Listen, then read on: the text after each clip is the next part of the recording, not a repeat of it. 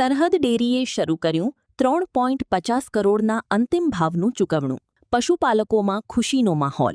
સરહદ ડેરી દ્વારા વર્ષ 2025-26ના અંતિમ ભાવ ચૂકવણાના પ્રથમ રાઉન્ડની શરૂઆત કરવામાં આવી છે. સહકારથી સમૃદ્ધિ અભિયાન અંતર્ગત 7 તાલુકાની 50 દૂધ મંડળીઓના 3,917 પશુપાલકોને ડાયરેક્ટ બેનિફિટ ટ્રાન્સફર ડીબીટી મારફતે 3.50 કરોડની રકમ સીધી બેંક ખાતામાં જમા કરાવવામાં આવી છે.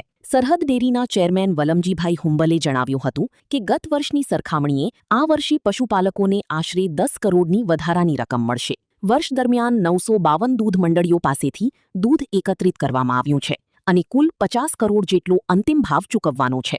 વધારાની રકમ મળતા પશુપાલકોમાં ભર ઉનાળામાં પણ દિવાળી જેવો ઉત્સાહ જોવા મળી રહ્યો છે.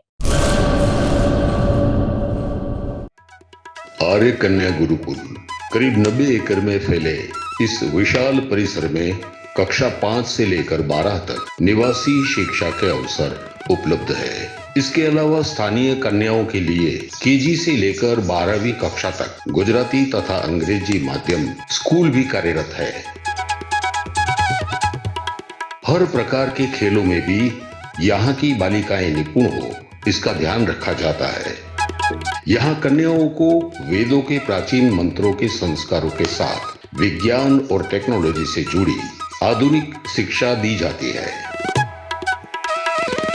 बालिकाओं को विभिन्न कलाओं में पारंगत बनाने के साथ संस्कारों का सिंचन इस गुरुकुल की विशेषता है. आर्य कन्या गुरुकुल पोरबंदर में एडमिशन के लिए संपर्क करें 8258040404.